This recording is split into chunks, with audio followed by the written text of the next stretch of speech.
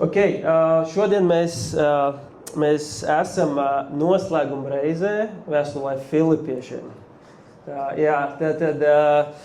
Kāds no jums, kas bija pirmajā reizē, kas atcerās, kad mēs sākam vēstuli Filipiešiem? Ja? Ir vairākas rokas, jūs bijat klātsoši. Mēs esam ilgāku laiku posmu gājuši cauri šai Bībeles grāmatai,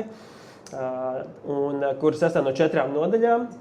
Un es ļoti ceru un ticu, ka ir konkrētas lietas, ko Dievs ir atklājis tev personīgi, arī kur tu esi varējis pielietot, ka tas nav tikai vārds, kas ir dzirdēts, bet es ticu vārds, kas arī ir pielietots un izdzīvots. Un kā mēs arī atgādinām, mēs esam tagad pēc kārtas, šī ir 2. Bībeles grāmata, ka mēs esam gājuši cauri. Ja? Tad Bībele sastāv no grāmatām, kā kopums, un šī bija 2. grāmata, ka mēs kopīgi gājām cauri. Un visticamāk, rudenī mēs to turpināsim, lai jūs ziniet, vasarā mēs vairāk tematiski atkal būsim, jo cilvēki ir atvaļinājumos, braukā apkārt, ja? Un lai dabūtu tādu atkal pulsu vienotu, tad mēs to visticamāk atsāksim rudenī. Tā kā lai jūs ziniet, noteikti varat lūgt arī, lai Dievs uzrāda, kas ir nākamā grāmata, kam jāiet cauri. Un ko es gribu atgādināt, šis ir lielisks veids, kā pieaugt arī priekš personīgā laika ar Dievu, jo mēs kopīgi ejot pants pa pantam, nodaļu pa nodaļai, mēs īstenībā skatāmies to veidu, kā katrs viens no mums atverot Bībeli, to lasa. Mēs nelasam nekad tematiski, ja vien tu nemeklē Googlā katru reizi kaut kādu konkrētu tematu, bet principā tas, kā mēs lasam, ir atver grāmatu, un mēs lasam pants pa pantam, ne? Un tāda veida Bībeles lasīšanas arī prasmes ir īstenībā ļoti svarīgas, lai tu spētu pats laikā ar Dievu iet dziļāk, ja? Un lai tu nebalstītos tikai uz 40 minūtēm, ko Mārcis vai kāds padala, bet tu pats ietu dziļāk. Un tāpēc visu, ko es dalu, tur vārdi un domas, ja, tas lai tev palīdzētu arī tavā laikā ar Dievu apstāties, iet dziļāk, apstāties pie panta, pie vārdiem, ja? Tāda ir mana un mūsu kā vadītājs sirds un lūkšana par visiem mums. Tātad, ja varētu uzšķirt nākamo slaidu. Ļoti labi. Tātad, mēs šodien no 8. panta, pagājušajā reizē mēs iesākām no 1. līdz 7. Un šoreiz būs no 8. līdz 23. Tad līdz nodaļas beigām. Es nolasīšu, ja? Beidzot vēl brāļi, kas vien ir patiess, kas svēts, kas taisns, kas šķīsts, kas patīkams, kam laba slava. Ir kāds tikums un ir kas cildināms, par to domājiet. Un ko jūs esat mācījušies un saņēmuši un dzirdējuši un redzējuši pie manis, to dariet. Un miera Dievs būs ar jums. Bet es ļoti priecājos iekš tā kunga par to, ka jūs jau atkal esat atlaukuši gādībā par mani. Jūs gādājāt arī agrāk, bet jums trūka izdevības. Es to nesaku trūkuma dēļ, jo esmu mācījies būt pieticīgs ar to, kas man ir. Es protu būt zems, protu arī dzīvot pilnībā. Nekas man nav svešs. Protu būt paēdis un izsalts, dzīvot pilnībā un ciest trūkumu. Es visu spēju tā spēkā, kas man dara stipru. Tomēr jūs labi darījāt, ņemdam dalību manās bēdās. Jūs, Filipieši, jau arī zināt, ka evaņģēlijas sludināšanas sākumā, kad es izgāju no Maķedonijas, neviena draudze nebiedrojās ar manu došanā un ņemšanā, kā vien jūs. To jūs uz Tesaloniku vienreiz un otrais nosūtījāt manā vajadzībām. Ne it kā es meklētu dāvanu, bet es meklēju augli, kas vairotos jums par labu.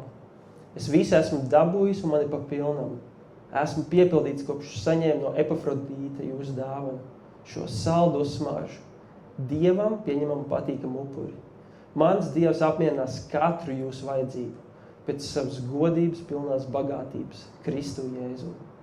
Dievam, mūsu tēvam, lai ir gods mūžīgi mūžos. Amen. Sveicināt ikvienu svēto Kristu Jēzu. Jūs sveicināt brāļi, kas ir pie manis. Jūs sveicināt visi svētie, bet sevišķi tie no ķeizarnāma. Kunga Jēzus Kristus žēlastība, lai ir ar jūsu garu. Un mēs sakam, amen. Amen. Es aizlūkšu var pievienoties, jā, lai Dieva gars uz mums runāts ar savu vārdu.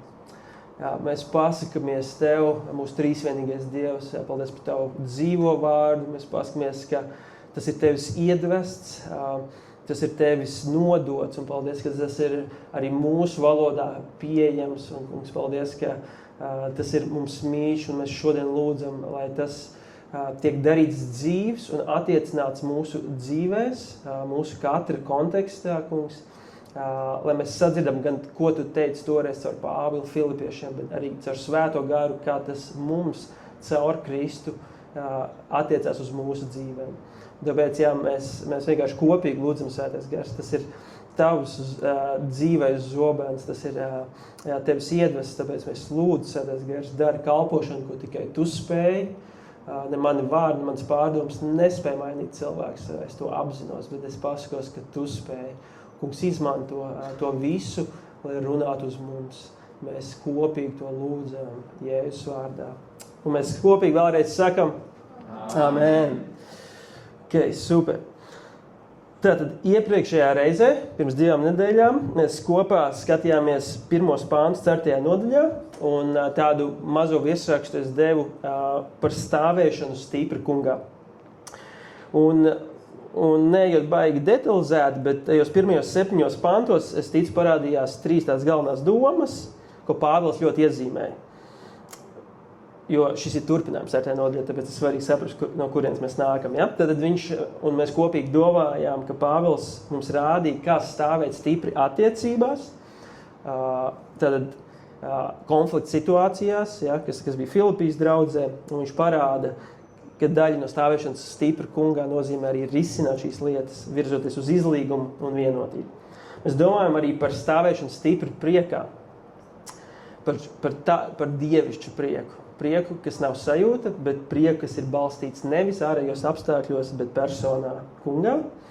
Un visbeidzot, mēs arī domājām par to, kā ir iespējams stāvēt stipri haosa vidū, jeb satraukuma ielenktiem, un pārvērst mūsu nastas, Pāvila vārdiem, kā lūkšana, jeb kā tošanos Dievam. Ja? Ka to, kas mūs nospiež, mēs varam transformēt, lai patiesībā to izmantot kā virzīšanos pie Dieva. Tad tas ir tāds ļoti īs kopsavilkums pagājušajai nedēļai, pirms 2 nedēļām, kad mēs gājām tiem iepriekšējiem pantiem. Un tad šī reize, jau ar nākamo slaidiņu, sākās ar pirmajiem 2 pantiem, kas iet tā kā roku rokā, 8. 9. pants. Un ko Pāvils šeit mums rāda? Daudziem varbūt mīļu panti. Es zinu, tas 4. nodaļas noslēgums ir daudziem mīļš. Tur ir tādi daudzi saucamie one-lineri. Ja? Tā kā tu varētu paņemt vienu rindiņu, un tas pats par sevi jau ir tā kā pašpietiekams, gan arī vārds. Un tad šis 8. pants, kā es teicu, daudziem mīļš. Un Pāvils tur runā par domāšanu. Izlasam vēlreiz. Tad beidzot vēl, brāļi, kas vien ir patiess, kas svēts, kas taisns, kas šķīsts, kas patīkams, kam laba slava, ir kāds tikums, ir kas cildināms, un tas viss aizved uz to pēdējo domu, par to domājiet. Un uzreiz gribu parādīt, tas ir 8. panta galvenā doma. Ja, Pāvils virza visu iepriekš minēto, ka tas mērķis ir, lai visu to, ko viņš tikko ir nosaucis, tas virzītu filipiešu domāšanu. Un savukārt 9. pants, kas ir turpinājums, viņš jau caur sevi saka, ka viņš vēlas, lai viņi arī izdzīvo, jeb dara. Tad tas ir 9. pānta fokus, to dariet, ko viņi ir redzējuši, dzirdējuši, mācījušies. Ja? Tad šīs 2 daļas, domāšana un darīšana. Sāksim ar domāšanu. Pāvils Filipiešiem nesāka ar uzvedības maiņas tādu ierosinājumu. Nē. Viņš, kā arī citās vēstulēs, mēs to varam redzēt, viņš zina, kur notiek izmaiņas, un viņš virza filipiešu uzmanību uz to, kur viņi vērš savas domas. Tas, ko mēs regulāri ielaižam mūsu prātā, mūsu domās, pakāpeniski, bet neatgriezeniski veido par to, kas mēs kļūstam. Tas, kas ilgstoši ir mūsu uzmanības centrā, patiesībā virza arī mūsu ticības sistēmu, to, kam mēs sākam ticēt. Tas savukārt mūs noved līdz mūsu izvēlēm, arī mūsu raksturu, un dienas beigās mēs varam atskatīties, ka tas patiesībā nosaka mūsu dzīves kopējo virzienu. Ja mēs to paņemam tā personiskāk un nedaudz zinātniskāk, tad mūsdienu zinātnieki apgalvo sekojošo, ka katru dienu tu un es vidēji. Cilvēkam ir 70,000 domas, jā, tur ir šie cipari. Vidēji vienā dienā cilvēkam ir 70,000 domas. kāds var teikt, vai tiešām, tad mēs varētu pasmieties, vai vīrieši sievietes, vai ir atšķirības, ja? Bet šis ir vidējais statistikas cipars. Savukārt, apgalvojums, ka gada laikā caur tavu prātu iziet 25 miljonu domu. Padomā par to bišķi, ja? Vēl viena doma.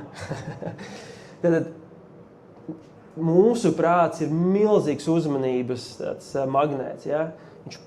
Viņš vēršās uz tik daudzām lietām, un kā jau mēs par to esam domājuši, ka mums visapkārt, viss, kas mums ir, vēlas dabūt mūsu uzmanību, dabūt mūsu prātu, mūsu domas, ne?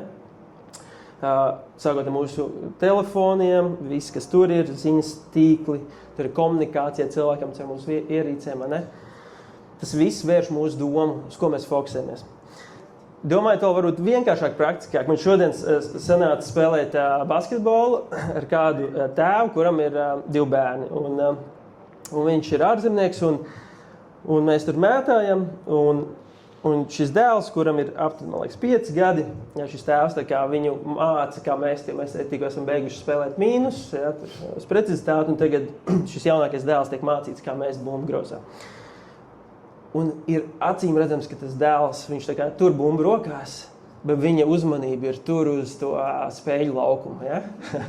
Viņš tur bumbu rokās, jo teica to liek darīt, un mēs tur skatāmies. Viņš pat it kā skatās grozu virzienā, bet var redzēt, ka viņa acis un viņa patiesā uzmanība ir tur uz spēļu laukumu, kur ir citi bērni, ja? Nevis, kur tētis ir šeit.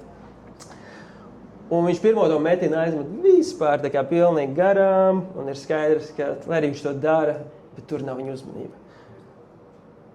Un neko nezinot par to, ko es šodien šeit dalīšos, šis tēvs, pirmā lieta, ko viņš teica, ir angliski set your mind on the basket. Citiem vārdiem, vērs savu prātu, jeb fokusu uz grozu. Un tas puisis paskatījās, viņš apklusa, un varēja redzēt, viņa acis momentāli nofokusējās.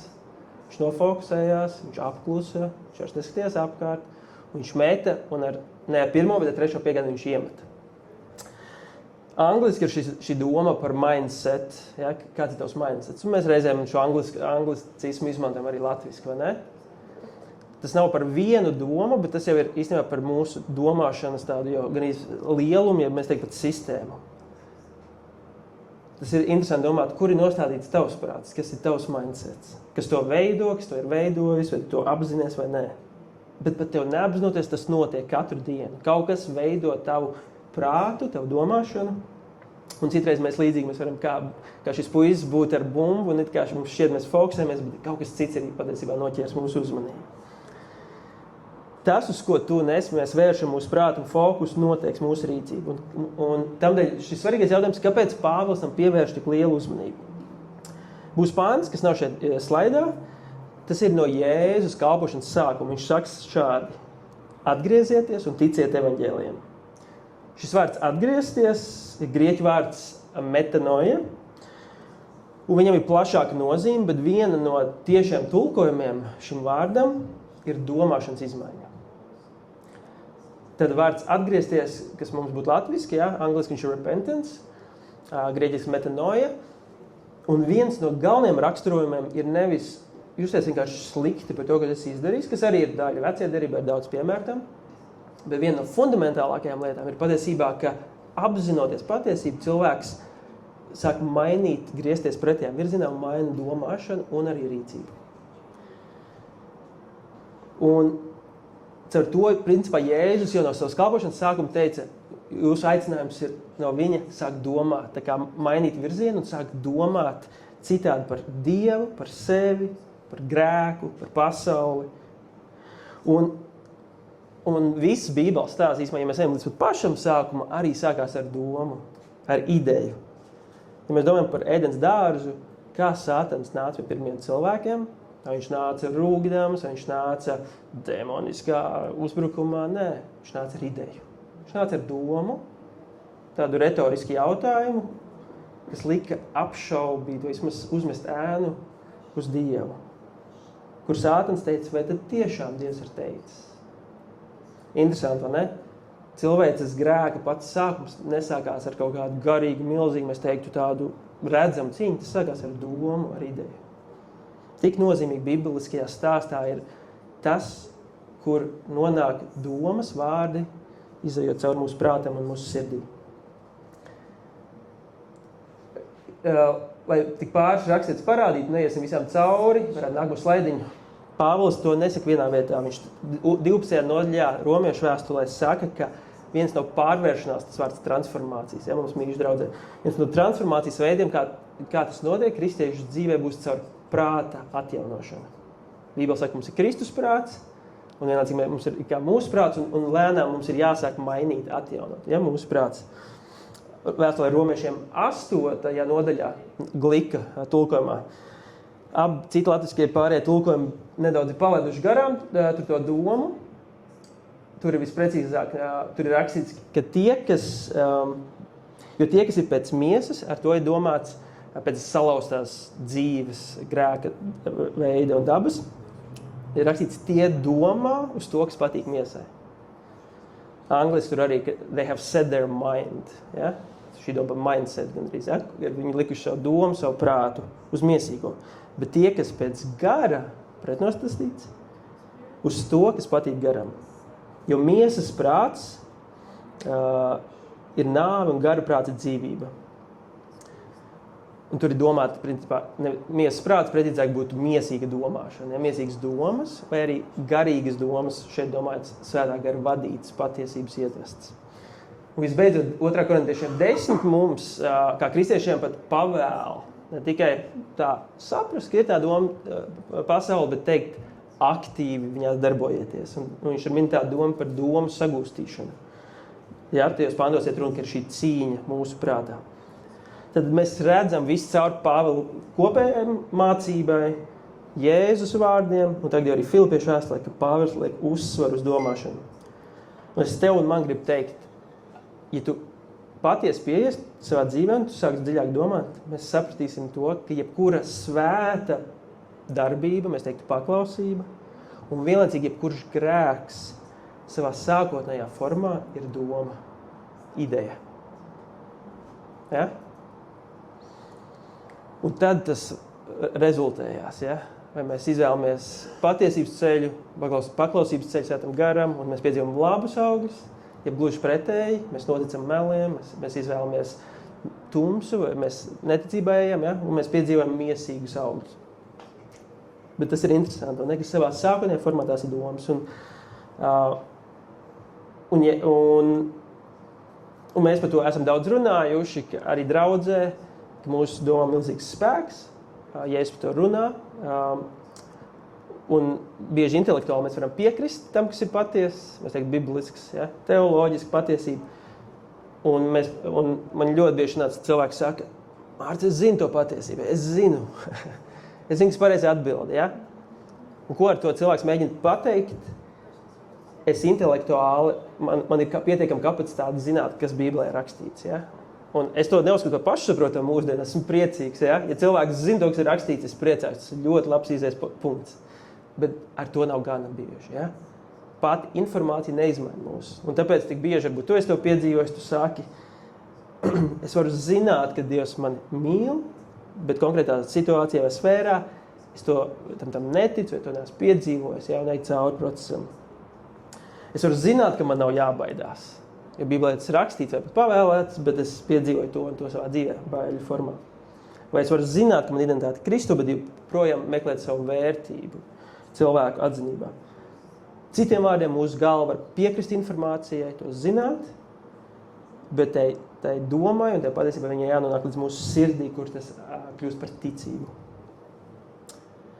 Un tamdēļ Pāvils šajos punktos, ja var uzlikt atpakaļ to pirmos 2 pantus, jā, viņš min dažādas lietas, ko arī dažādi Bībeles pētnieki un teologi teikt, ka tas, ko viņš min, mēs katru varētu, protams, iet atsevišķi, bet tas, ko viņš citiem vārdiem mēģina ticamāk pateikt, tas ir tā kā visa patiesā raksturojums. Jebkas, kas ir svēts, ja? Tas būtu Galatiešiem 5 sinonīms, kur ir minēts gara auglis, ja? Jebkas, kas ir mīlestība, mieres, prieks. Citiem vārdiem, jebkas, kas mums norāda uz Dievu, ar to piepildīt savu prātu, jeb domājiet. Un tāpēc šī domāšanas daļa, Pāvils viņu tik ļoti svarīgi nopozicionē. Ja? Visā savā mācībā, bet arī šajā. Tātad par to domājiet, un tad viņš neapstājās pie domāšanas. Viņš saka, tas ļoti svarīgi, un tad tas virzās darbībā. 9. pantā viņš saka, viņš neapstājās, viņš saka, un ko jūs esat mācījušies, saņēmuši, dzirdējuši un redzējuši? Kur? YouTube'ā? Pie manis. Tas ļoti svarīgi, ja? Dzīve liecība par cilvēkiem. YouTube, draudz un svētums nevar aizvietot dzīves kopienas attiecības. Ja? Un Pāvils šeit ļoti skaidri parāda, ka ir kaut kas, kas notiek mūsu miedarbībā, ko Dievs izmantos, lai mūs virzītu mūsu garīgā pieaugšanā. Un šeit viņš saka, pēc jūsu domāšanas, tagad, ko jūs esat mācījušies, saņēmuši, dzirdējuši, redzējuši, to lieciet lietā, to dariet. Un tad ir apsolījums, ja tu to darīsi, tad kas būs? Miera Dievs būs ar jums. Interesanti. Iepriekšējos pantos viņš minēja, ka Dieva miers, otrādāk vārdu kombinācija. Ja? Tur gāja runa par aizēm, un viņš saka, virzieties pateicībā, virzieties lūkšanā. Ja? Un tad Dieva miers, un šeit viņš apgriež otrādāk. Miera Dievs. Tad vai nu Dieva miers, vai miera Dievs. Ja? Citiem vārdiem šeit ir apsolījums. Ja tavas domas būs fokusētas uz to, kas ir patiesa, kas nāk no Dieva, un tu sāksi pielietot to, gan caur rakstiem, ko esi mācījies, un mēs vienlaicīgi varētu teikt arī mūsu dzīvē caur tiem, kas ir iet un staigā ar Kristu, kas mums apstiprina to, kas ir rakstīts vārdā, kad miera Dievs, ja viņa klātbūtne, īpašā veidā būs ar mums.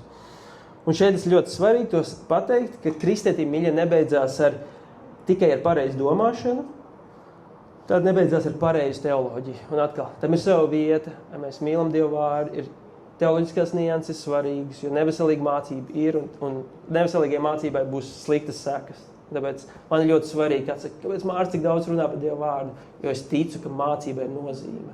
Es ticu, ka tas, ko tu domā, tu tam tici, un tas rezultāsies tavās izvēlēs tur ārā. Un tāpēc tas ir ļoti svarīgi, bet nepietiek, ka tu zini. Jau patiesībai, tam, kas ir paties, tam ir jānonāk līdz mūsu rīcībai. Mēs teiktu līdz dzīvesveidam, līdz mūsu praksē.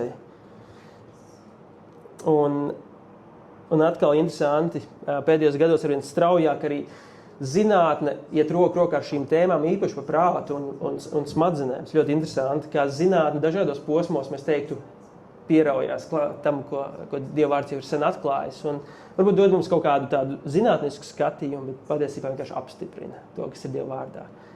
Ko es tev gribu pateikt? Tici Dieva vārdam, pirms ir slaveni pētījumi, kas ar jaunu bestselleru grāmatu no New York Times. Ja? Tici Dieva vārdam, un tu redzēsi, ka laika gaitā zinātne apstiprinās to. Neirozinātne atklāja, ka mūsu smadzenes nepārtraukti mainās. To sauc par neiroplastiskumu. Ja? Un vienkārši sakot, jo biežāk mēs par kaut ko domājam, un pēc tam arī to sākam rīkoties saskaņā ar to, jo stiprāk sāk kļūt šie nervu ceļi mūsu smadzenēs.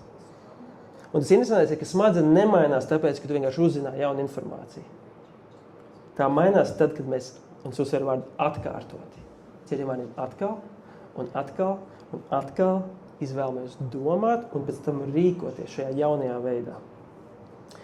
Tas, kas sākumā prasa lielu piepūli, zinātne apgalvo, ka pakāpeniski tas kļūst arvien vieglāk. Tas, kas šķita smagi, tagad kļūst dabiski. Tas, kas bija smags ieradums, sāk kļūt par dabisku izvēli. Un tas piemērs varētu būt par taku. Es nezinu, kad pēdējo reizi tu gāji kādu grupu kaut kur lielā pļavā. Ir kādi jau šovasar gājuši pa lielām pļavām? Ir? Tādi pasīvi, nobijušies visi no ērcēm. Dzird briesmu stāsts pa ērcēm. Bet ja nopietni, gan jau tu savā dzīvē esi gājis ar grupu cauri lielai pļavai, ja? Vai kādā nometnē. Ja? Man ir bijis gadījums, kad es esmu tur rindā bišķi vēlāk, ja? un ir tur izdzīvošanas nometnes, un es redzu, ka mūs tur ievad kaut kādā pilnīgā čuhņā, ja? Un tur ir jāiet cauri, un mums ir obligāti jānonāk līdz tam punktam, un jāiet ar konkrēto vietu, un tu skaties, ka grupas vadītājiem vienam jāiet pirmajam pa to pļavu, ja? Un tur zāle, protams, tur pāri galvai.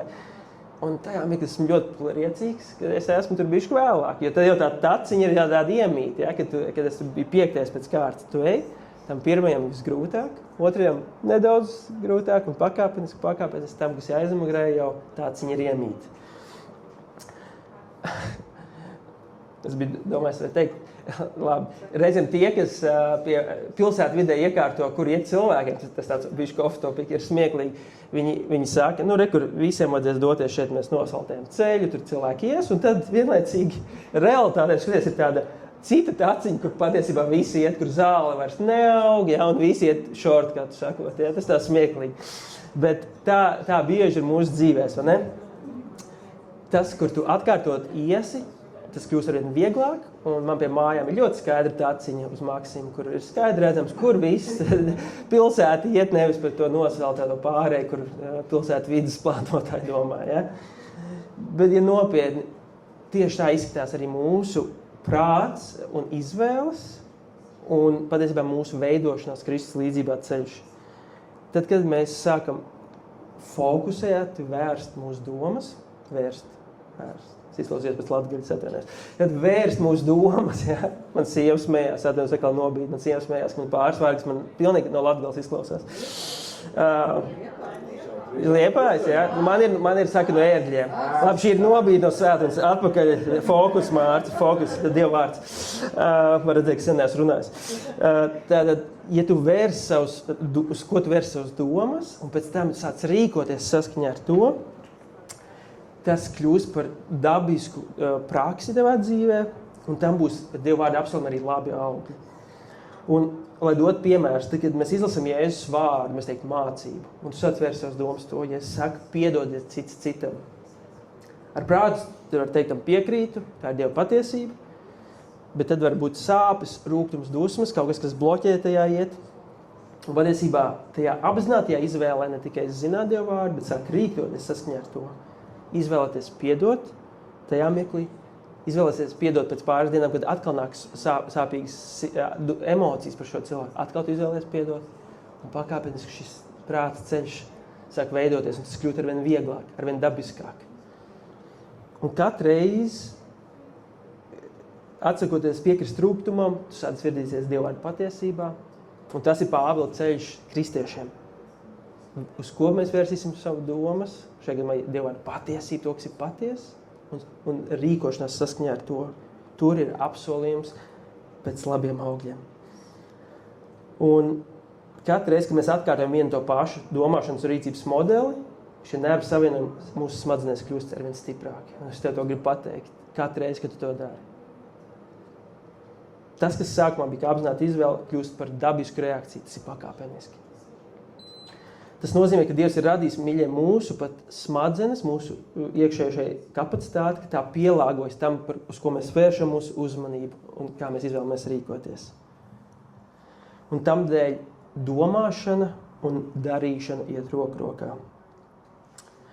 Tad tas ir 8. 9. pānta, šī ir tāda lielā tēma šajos pāntos, ja? Un pēc tam viņš virzās no 10. pānta, ja var nākamo slaidiņu, viņš saka, viņš runājas par domāšanu, par rīcību, un tagad Pāvils caur savu dzīvi grib parādīt piemēru. Kā izskatās cilvēks, kura domāšanu, mēs teiktu, mindsetu, viņa skatījumu ir pārveidojis Kristus. Un viņš 10. pāntā sāk ar šādiem vārdiem: es ļoti priecājos.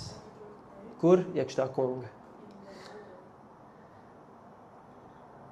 Šajos pantos viņš ir pateicīgs par filipiešu finansiālo atbalstu, taču lasot šos pantus kopumā ir skaidrs, ka viņa prieka avots nav pati dāvana.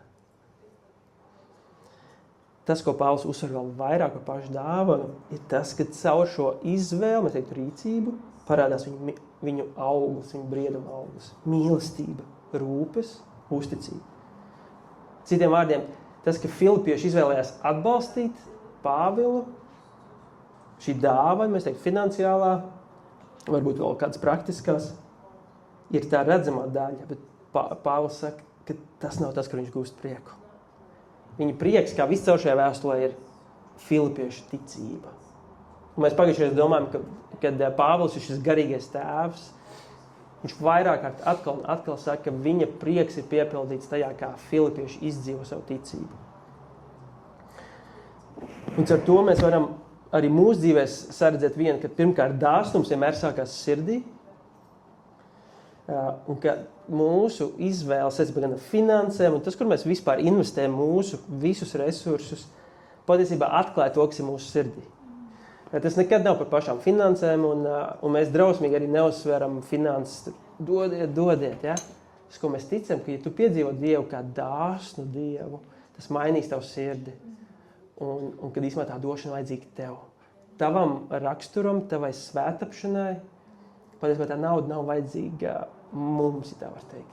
Jā, varbūt vieglāk sezona, grūtāk sezona, bet Dievs uzturēs savu draudzi, viņš cels savu draudzi, bet to mēs pat mazāk. Tā došana vajadzīga tev kā garīga disciplīna, lai tu atgādinātu, ka tu nedzīvo no tā, ko tu pats spēj saturēt. Dievs ir tavs gādātājs, viņš ir tas, kas dod. Un ja tu to apzinies un piedzīvo, un tu esi svētības kanāls tālāk, tas apliecina patiesībā tavu pieaugošo briedumu. Un tas ir tas, kur Pāvils arī Filipiešiem to mēģina nokomunicēt, ka paldies, viņš novērtē to praktisko pusi, tā ir svarīgi, bet viņš īpaši izceļ tieši šo gādību, ka viņi ir atplaukuši gādībā. Un interesanti, viņš saka šajos pantos, es to nesaku 11. pantā trūkuma dēļ, un tad viņš virza tālāk ļoti svarīgu domu. Šos divus vārdus, 3. Es esmu, ko darījis? Mācījies. Tad Pāvils ļoti svarīgu domu šajos pantos saka, nevis, ka viņam bija garīga izturēšanas dāvana, iziet caur grūtībām. Nē, viņš ir mācījies iet cauri visai dzīvei. Un viņš saka, tas mācījies būt, un arī tulkojumi šeit ir bišķi, mums, zin kā, dažādiem vārdiem ir tās kononācija, ko tās sevi dzirdot konkrētu vārdu, ko tas tev, kā tas liek justies, ja? Sinonīma vai sajūtas. Ja iepriekš nedaudz attiet, tas vārds pieticīgs ir angliski būtu content. Nav viens, man liekas, tāds precīzs latvisks vārds, kas to pilnībā izskaidrotu. Bet vārds pietiekams, citos tulkojums ir apmierināts. Ja? Pietiekams, man liekas, ir vistuvāk, kā es to varbūt šobrīd redzu. Tas, ko Pāvils saka, viņš nesaka, es vienmēr esmu bijis tāds pietiekams gan trūkumā, gan kad bija smagi vai viegli. Viņš saka, es esmu mācījies. Un tad viņš uzskaita šeit, es protu būt zems, protu dzīvot pilnībā. Tad kontrasti. Nekas man nav svešs, protu būt paēdis un izsalcis. Dzīvot pilnībā un ciest trūkumu. Es visu spēju tā spēkā, kas dara man stipru. Un interesanti, ka Pāvils šajos pantos min dažādas, mēs teiktu, gan iedrošinošas situācijas, gan ļoti izaicinošas, un viņš saka, ka caur tām visām viņš ir mācījies. Un tagad viņš saka, es protu būt kontents, būt pietiekams, būt atrast tā kā zemējumu gan tajā, gan tajā. Un, ja mēs esam atklāti, tāda ir kristiešu dzīve. Dievs izmantos, mīļie, mūsu grūtās sezonas, mūsu spriedzes mirkļus, mūsu vilšanos, ka mēs lūdzām un kaut kas nenotika. Arī pārpilnības un prieka sezonas. Bet arī tās sarežģītās, kur mums varbūt nav skaidrs atbildes, kāpēc mēs gājam tam cauri un notika tas. Viņš to visu spēja izmantot, lai patiesībā veidotu mūs būt zemētiem, ja pietiekamiem Kristu visā, ka mēs ejam cauri. Un tas paradoks un tas kārdinājums mums, un arī man, ka dabiski mūsu tendence ir lūgt, lai Dievs maina situāciju, vai ne? Vismaz man, es nezinu, kā jums bieži, tā kā pirmais ir Dievs maina situāciju, kaut kas ne tā ir. Tā vietā, lai mēs īstenībā teiktu, kungs, nevis, ka šī situācija beigsies, ja maina viņu, bet kungs, ko tu man māci caur šo visu? Kas ir tas, ko tu dari iekš manis caur šo visu? Lai mēs, ejot caur grūtais, es varam teikt, es arī protu būt tur. Nevis atraidīt tumsus uzbrukumu un padzīt apstākļus. Tā ir ļoti nogurinoša kristētība. Bet tā, ka tu ar Dievu spēj iet gan tam cauri, gan tam. Un teikt, es protu būt ar Kristu gan tur, gan tur. Tā ir holistiska kristētība. Un tās bieži mēs to skaidrāk saredzam retrospektā, kad ir pagājuši kaut kāds posms mūsu dzīvēs, un mēs varam atskatīties, un mēs saredzam, hei, tā bija ļoti grūta sezona, bet es atskatos, redzu, ka tieši tajā Dievs mani visvairāk ir bieži mainījis. Mēs reti, kad lūk pēc tām grūtajām sezonām, bet patiesībā bieži pēc tam mēs varam visvairāk pateikties Dievam, ka viņš mūs ir veidojis, kā varbūt nevienā citā posmā. Kā ir tev? Vai tev ir konkrēts posms tavā dzīvē, varbūt sfēra, kur tu vari atskatīties un arī šodien pateikt paldies Dievam, ka tu esi mācījies būt pietiekams ar Kristu un ka viņš ir maidījis un veidojis tevi. Man tas bija laiks, kad es studēju Londonā, ļoti izteikti, tie bija 3 gadi, Dievs man izņem ārā no siltumnīca, tev teiks, šeit Latvijā, cilvēku, es pazīstu drošā vide, gan finansiāli, gan sociāli, pilnīgi cita vide, un es justos pilnībā izmest no savu komforta, gan finansiāli, vispār, tā kā es nesaprotu, kā tas viss notiks. Viss, kas grūts notika, bet patiesībā uz tiem 3 gadiem atskatoties, es redzu, kā iespējams nevienos citos Dievs man mācīja paļāvību, zemēšanos Kristu. Un es ticu, ka, ja mēs esam patiesi, mēs spējam redzēt mūsu dzīvēs. Reizēm tas var būt īs posms, reizēm garš, bet ar pateicību teikt, Dievs man ir mācījis būt pietiekamam, apmierinātam ar Kristu iekš visu. Un šis vārds, ja var nākamo slaidu, grieķiski ir autarkes. Man nav grieķi labi izrunas reiz brīdī, ja? Nesmējieties. Bet šis vārds angliski būtu contentment, un tie sinonīmi no grieķu leksikona ir iekšēji pietiekams, stabils, neatkarīgs no ārējiem apstākļiem un nevadīts no dzīves svārstībām. Tas ir tas, ko Pāvils saka, es mācījies būt latviski pieticīgs. Tas bišķi savādāk skan, ne? Viņš saka, es mācījies būt pietiekams, stabils Kristū. Un sākumā tas var skanēt nedaudz, kā liekas, pietiekams. Un interesanti, ka Pāvila laikā bija filozofi, kas mācīja šādu domu, atrod spēku sevī. Neesi atkarīgs ne no viena. Mēs klausamies, nekur tālu neesam aizbraukuši, jo ne? Mūsdienu influenceri to pašu vien māca. Atrod savu dievišķo spēku un esi neatkarīgs un ne no viena. Ja? Nekas nav mainījies. To mēs dzirdam tevi visur. Bet tas, ko Pāvils saka, ir nevis, ka tu esi pašpietiekams, bet tu esi pietiekams ar Kristu. Visā, kam tu ej cauri. Jo tu nezini, kur nākamais posms, sakot Kristum, tev var novest. Ja tev kāda apsola tikai puķis un pļavs un visu skaisto, tad pārbaudi vēlreiz, ko raksts saka. Ja, Pāvils nemin tikai skaistās lietas. Viņš min visu pilnu, patiesu dzīvi, kā tā ir. Uzmanies no mācībām, kas apsola, ko Dieva vārds neapsola. Un viņš teica, ka viņš mācījies būt visā, gan zems, gan dzīvot pilnībā. Un tas jautājums mums ir, vai ir kaut kas tas, kas tev liekas, ja to es atradīšu, tad man beidzot būs tas miers. Kaut kas pēc kā tu dzenies, tas ir būt darba sfērā, alga, kādiem tā būt laulība, attiecības, bērni, veselība, kalpošanas panākuma, aicinājums, atzinība. Ja šīs lietas rada, ja nosaka tev stabilitāti, ne ka viņām nav vieta, bet ja viņas nosaka tev stabilitāti, tad ir skaidrs, ka Pāvila vārdi, ka tev ir vēl ceļš ejams, kā man, tad mēs esam pietiekami Kristu visā. Neignorējot problēmas, kam mēs ejam cauri, bet sakot, arī tajā es mācos, lai mēs varētu teikt, es protu būt tajā posmā ar Kristu. Un tad, mīļie, pēc šiem diezgan izaicinošiem vārdiem, ko nebieži arī daudz sludina, teikšu atklāt, ir 13. pāns, ko visi ļoti, ļoti mīl. Es visu spēju tā spēkā, kas mani dara stipru. Un tad mēs ātri uztaisam krūzītes un plakātus un labi pārdodās šie panti, smuki izskatās. Un nepārprotiet, skaists pants. Cik no jums ir kāda krūzīte, krekls vai kaut kas ar šo pantu? Nu redzam, vai ne? Burvīgs pants un viņš ļoti labi izskatās, man viņš ļoti mīļš. Bet šis pants ir viens no visbiežāk nepareizi izprastajiem pantiem Bībelē. Tā ir tāds teiciens, ka jebkas ir iespējams no panta, kas ir izņemts ārpus konteksta. Ja? Jebkādu mācību var paņemt no viena Bībeles panta, tu viņu izrauj no kontekstu un tu uztaisi garu svētrunu, neizlasot, kam viņš tika rakstīts un kas tajā nodaļā. Un šis ir burvīgs piemērs. Gan nekad jūs nedzirdēsiet tos iepriekšējos pantus, Kas ir tas viss, ko Pāvils spēja tā spēkā?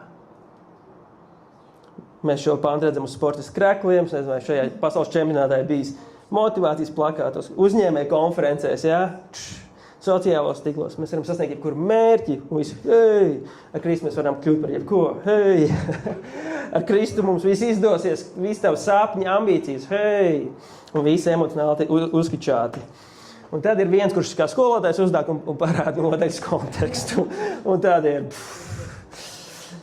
Bet nē, mīļie, nepārvadiet. Dievs var un vēlas darīt lielas lietas ar mums. Es nemēģinu to nekādā veidā noliegt. Bet šis pāns nav tas, kas to apsola. Tas, ko Pāvils šeit, šajā pantā un nodaļā vēlas mums pateikt. Pirms tam viņš runā par trūkumu un pārpilnību. Par badu un paēdušu ēderu. Par pazemojumu un labklājību. Un tad viņš saka, es visu iepriekš minēto spēju tā spēkā, kas man dara stipru. Tas viss nav tas viss, ko mēs izdomājam. Ja mēs lasām, kas ir tas viss, ko autors saka. Un tur ir daļas, kas mums ļoti patīk un daļas, kas mums ļoti izaicina. Tā vienmēr Dieva vārds dara. Un tas ir Kristus aicinājums katram vienam no mums. Mēs nevaram izvēlēties to Kristus ceļu mūsu dzīvēs. Tur būs gan pārpilnības mirkļi, un tu varēsi slavēt, un būs vairāk, kā jebkad tu spētu iztēloties, gan tas, ko tu piedzīvo, vai kā Dievs tevi atalgo. Un slavu Dievu par to, ka tu vari nepazaudēt fokusu uz Kristu arī tajā. Ja? Citiem reizēm krīt, tad, kad ir viss daudz labāk, un cilvēki aizmirst Dievu, no kuriem tas viss nāc. Un vienlaicīgi, tad, kad ir izaicinājums, ka finansiāli ir grūti, kad tu lūdz un nav ātri atbildēt lūgšanu. Un, mīļie, tas ir tas apsolījums, ko Pāvils saka, ka ar Kristu ir iespējams iziet. Ir iespējams būt iezemētiem, pietiekamiem ar Kristu visā. Un atkal, kā es parasti atcaucos, lai šo teoloģiju apliecinātu, nav bieži jāizbrauc vienkārši uz vietām, kur ir vajātie kristieši, vai dzirdēt liecības stāstus, un ļoti ātri parādās, ka arī tā otra puse mums nesaprotamā veidā cilvēki, kas ir visvajātākajās vietās, ar visgrūtākiem apstākļiem, viņi bieži piedzīvo visdziļāko Dievu klātbūtni, kur reizēm viņi pēc tam raud, viņi vairs nespēja piedzīvot komfortā un mierā. Un atkal, kā parasti šo runājam un skudriņas, jo kaut kas notiek tajā spriedzē, ka mēs nebēgam no viņas, bet mēs sakam, Kristu vēlamies viņai iziet cauri. Es vēlos prast iziet cauri grūtībām, bet ar Kristu. Un, mīļie, tas ir tas apsolījums, kas mums tik ļoti vajadzīgs, ka ar Kristu mēs spējam. Nevis piepildīt miesīgas sapņus, nevis piepildīt pasaules ambīcijas, bet sekot tajā ceļā, ko Kristus tev un man ir nolicis. Jo viņš ir sagatavojis lietas tavā dzīvē, bet lai veidot tavu raksturu un darīt tev paklausību, tev ir jāmācās iziet cauri arī grūtībām. Un tas ir Pāvils, ko viņš līdz 13. pantam min, un tad no 14. ir pēdējā daļa. Viņš vēlreiz min par viņu dāsnumu. Un tas, ko viņš šajos pantos no 14. parādi, 17. ir atslēgas pants, tāpēc viņš to izcēla. Viņš saka, ka ne it kā es meklētu dāvanu, bet es meklēju augli. Kas vairotos jums par labu. Citiem vārdiem, Galatiešiem 5, kristīgais briedums ir kas gara? Auglis. Ja? Šeit ir runa nevis par darbiem. Mēs bieži teiktu, tur ir labi augļi, tur ir labs darbi, bet īstenībā par viņu augli, viņu briedumu. Tas ir tas, ko Pāvils saredz. Viņš saredz dziļāk. Viņam, protams, bija fizisks vajadzības, viņš to nenolaiž šajos pāntos, bet tas, ko viņš saredz aiz tā visa, kad nevis viņš primāri meklē viņu naudu vai viņu atbalstu, viņu biedrošanās, viņš meklē, vai viņos ir tas briedums, vismaz dāstums, vai tur atspoguļējās Kristus viņa evaņģēlijs.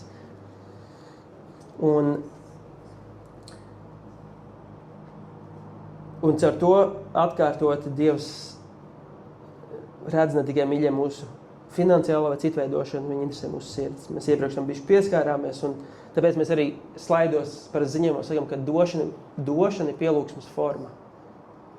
Tas ir viens no veidiem, kā mēs pielūdzam Dievu. Tavs dāsnums atspoguļo to, kāds slavētājs tu esi. Un tava došana var būt pat skaļāks kā šie mūzikas instrumenti priekšā, mēs bibliski teiktu. tas vēl vairāk, vēl skaļāk apliecina, kā visuzgrieztākā stumba šeit priekšā, to, kā tu slavē Dievu. Tas, kā tu uzticies ar to, kas tev ir. Un tad neiet runa, cik ir tev daudz vai maz, bet kāds uzticams namturs tu esi ar to, ko Dievs tev ir uzticējis. Un zināt, ka tās dāsnās izvēles Dievs redz, un tā ir pielūgsme, tā ir salda smarža. Ka tu aizliec sevi, lai meklētu Dievu, lai svētītu citus, lai izplast viņu valstī tik dažādos veidos. Došana ir patīkams upurs Dievam.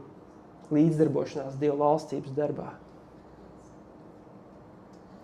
Un šiem kristiešiem viņš raksta, un tad viņš pabeidz visu šo domu, mēs iepriekš jau lasījām, un tad viņš nonāk līdz 19. pantam. Tad ir šis pāns, kas atkal ļoti mīļš. Mans Dievs apmierinās katru jūsu vajadzību pēc savas godības, pilnās bagātības Kristu Jēzu. Iepriekšējos pantos, kā viņš to raksta? Viņš raksta cilvēkiem, kas ir aizlieguši sevi un svētījuši citus. Citiem vārdiem, tu esi slavējis Dievu caur došanu, tu esi līdzdarbojies ar mani, Pāvils saka, jūs filipieši, caur veidu, kā jūs esat devuši, pat tā, ka jums ir bijis grūti. Un tad viņš saka, mans Dievs, gādātājs, viņš apvienās jūsu pašu vajadzības, jo jūs dodat citiem. Viņš neaizmirsīs pie jūsu pašu vajadzībām. Pēc savas godības, pilnās bagātības Kristu Jēzu. Un atkal tas konteksts svarīgs. Tas nav kāds, kurš ir satvērs viss, kas viņam ir. Viņš lūdz pēc vairāk. Tad paņem šo pāntu un pasludina. Nē, tie ir kādi, kuri dod to, kas viņiem ir. Un Dievs saka, un Pāvils atgādina, Dievs apmierinās jūs. Viņš neaizmirsīs pie jums pašiem. Jūs tik dāsni dodat, Dievs neaizmirsīs pie jums. Un, mīļie, man lūkšana, kaut arī mēs kā draudzi, ka mēs būtu tie, kas esam dāsnuma kanāls. Tas nav par cik, ka tu zini, ka tu dosi un svētīgāk ir dot nekā ņemt. Un Dievs apmierinās tavas vajadzības. Viņš neaizmirsīs par tevi. Tu vari būt drošs. Izaicini savu ticību. Uzdrošinies slavēt Dievu arī ar saviem resursiem. Dziedāt dziesma ir tik labi un svarīgi un bibliski. Bet lai tavu dziesmu skan ar tavu bankas kontu, ar tavu laiku. Lai tā ir dziesma, kā salda smarža, kas paceļās pie Dieva. Un tad šo visu Pāvils pēdējos pantos no 20. ir noslēguma vārdi. Viņš šo visu saka, viņš novirz to visu pielūgsmē. Lai Dievam, mūsu tēvam, lai ir gods mūžīgi mūžos. Tad par šo slavu, āmen, ja viņš saka, lai Dievs tēvs ir pagodināts. Un 23. pāntu, savukārt pašu pēdējo pāntu, viņš noslēdz, lai Kunga Jēzus Kristus žēlastība, lai ir ar jūsu garu. Citiem vārdiem, viss šīs nodaļas, ko Pāvils rakstīja Filipiešiem, šāk, lai tas viss notiek kā slava Dievam, un vienlaicīgi viņš noslēdz to, ka tas ir iespējams tikai caur Kristus žēlastību. Mūsu domāšanas izmaiņas, mūsu rīcības spēja, tā nav iespējama mūsu pašu spēkos, mīļie. Līdzīgi kā mēs saņēmām Kristus evaņģēliju, mēs viņu saņemam un tas maina mūs, mums ir vajadzīgs, ka tas arī tiek pielietots mūsu dzīvē.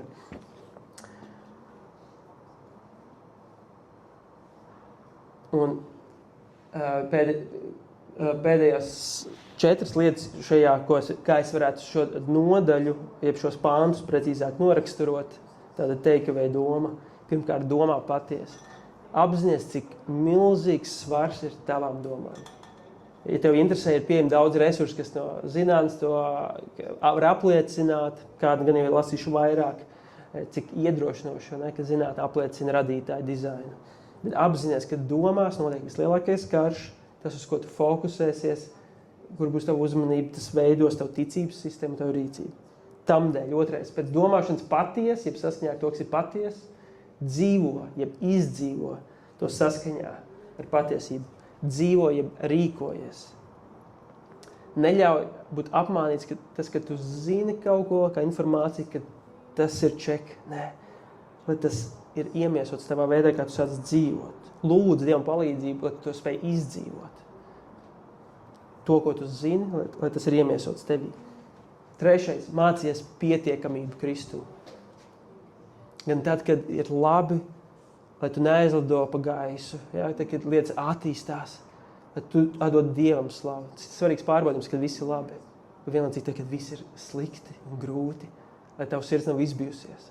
Un tu vari teikt, esmu pietiekams gan tad, gan tad.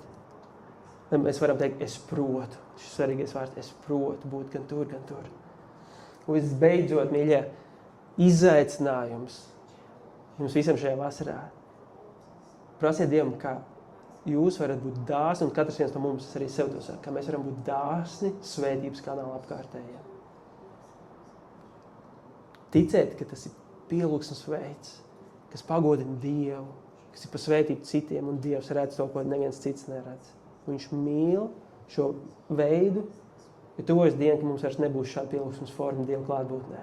Tev vairs nebūs vajadzība dot citiem, jo tur Dievs pats piepildīs visu. Bet šobrīd tev un man ir izvēle pārbaudīt, celt savu ticību, gan ar finansēm, pārbaudīt, kur ir tavs sirds, un piedzīvot to, ka tu izdari izvēli slavēt Dievu un dot laiku, resursus, kad Dievs apsola, ka viņš parūpēsies par tevi. Un es zinu, ka daudz no jums var apliecināt, ka šie vārdi jūs esat piedzīvojuši atkal un atkal. Tas nenozīmē, ka visu uzreiz vieglāk pēc tam, bet tev jau ir vēsture ar Dievu. Tu jau zini. Un, mīļie, tas ir vēstules Filipiešiem noslēgums, kas, manuprāt, ir ļoti skaista un iedrošinoša vēstule, kas vienlaicīgi arī mūs izaicina. Un es vēlos noslēgt ar lūgšanu šo daļu kopā. Tāpēc pateicību noslēgsim. Jēzu, mēs pasakamies Tev, ka mums caur svēto garu ir dots Tavs prāts. Tavs vārds saka, mums dots Kristus prāts, un ka Tu vēlies, lai mēs atjaunojam mūsu prātu, mūsu domāšanu, to, kā mēs redzam lietas, mūsu perspektīvas, mūsu redzējumus, kungs, lai mēs to atjaunojam un piedzīvojam, ka mēs tiekam pārvērsti Tavā līdzībā, ka mēs sākam domāt saskaņā ar to, kas ir patiesa. Un ar to arī Dievs, paldies, ka mūsu ticība, ka mēs sākam stāvēt tajā, kas ir patiesa.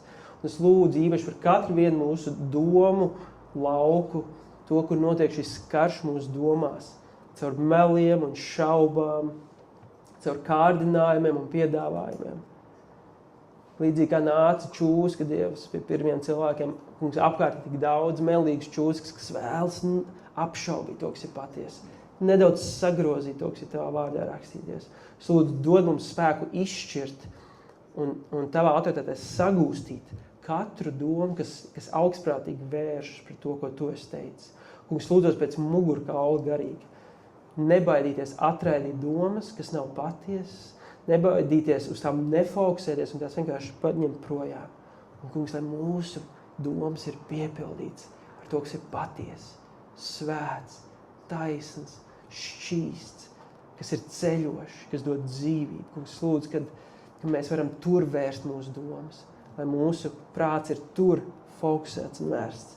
Un ka mēs varam to izdzīvot, ka mēs varam piedzīvot, ka tur pēc tam ir labi augļi un ka Tu, miera Dievs, apstiprini mūs ar savu klātbūtni. Es, kungs, lūdzos arī pēc spēka būt pietiekamiem Tevi visā, ka mēs esam gājuši un ka mēs iesim cauri. Kungs, lūdzos, ka mēs nenobīstamies, ka nāks spiediens. Kungs, mēs varam lūgt, un tā ir laba lūgšana, kungs, Tu maini apstākļus, bet vienlaicīgi, kungs, es lūdzu, ka vēl vairāk mēs mācītos lūgt un teikt, Dievs, atklāj, ko Tu caur šo māci un dari iekš manis. Kungs, ka mēs necīnītos par Tevi, bet mēs ļautu Tev veidot mūs. Un, kungs, es lūdzu, ka arī pat tiem, kas šobrīd ir caur grūtībām, kungs, es lūdzu Tavu žēlastību spēju nevis to atraidīt vai noliegt, bet teikt, Dievs, caur šo posmu, tieši tam, kam es eju cauri, dari to dziļo darbu pie manis. Un, kungs, visbeidzot, es lūdzu par dāsnumu. Es pasakotu, ka Tu esi visu resursu Dievs. Paldies, ka Tu mīlot mūsu sūtīji un devi savu dēlu, savu pašu vērtāko. Un paldies, Dievs, ka Tavs evaņģēlijs savā esencē ir Tava ekstravagantā mīlestība, kur Tu dod. Un Tu dod savu garu. Un Tu dod savas dāvanas un savu klātbūtni. Un, kungs, mēs to nebijām pelnījuši, bet esam saņēmuši. Un, kungs, es lūdzu, ka Tu vēl dziļāk mainītu mūsu sirds. Kungs, ka mēs nepieķertos nekam kā mūsu pašu. Kungs, ka mēs apzinātos, ka viss, kas mums ir dots, ir Tevis dots. Un ka mums ir privilēģija to izmantot, lai būtu par svētības kanālu citiem. Kungs, es lūdzu, pat Svētais Gars šodien vienkārši uzrādi vienu praktisku soli, vienu cilvēku, kas ir jāsēd, vienu rīcību, kas ir jāveic. Kungs, lai mēs nepieķertos mantē resursiem, bet mēs pieķertos Tev. Tu, kas esi mūsu apgādātājs. Tu esi Dievs, kurš gādā. Paldies, ka Ābrahams to piedzīvoja Morija kalnā. Kungs, paldies, ka arī mēs to varam piedzīvot tam, kam mēs ejam šodien cauri. Ka Tu gādāsi. Pat ja pēdējā mirklī, bet Tu esi uzticams un Tu gādāsi. Un, jā, Kungs, lūdzu, kad arī šajā vasarā Tu turpinātu atgādāt un atklāt lietas ar vēstuli Filipiešiem, Kungs, lai tas, ko mēs esam mācījušies, arī mīlējuši Tevi ar mūsu prātu, ar spēju izprast. Paldies, ka tas Tev arī ir svarīgi. Bet, Kungs, es lūdzu, ka tas inkarnējās un tas iemiesojās mūsu izvēlēs, mūsu rīcībās, mūsu vārdos. Jā, paldies Tev par Tavu vārdu. Kungs, lai tas kļūst dzīves visā, kā mēs dzīvojam. To mēs kopīgi lūdzam, Jēzu, Tavā vārdā. Amen.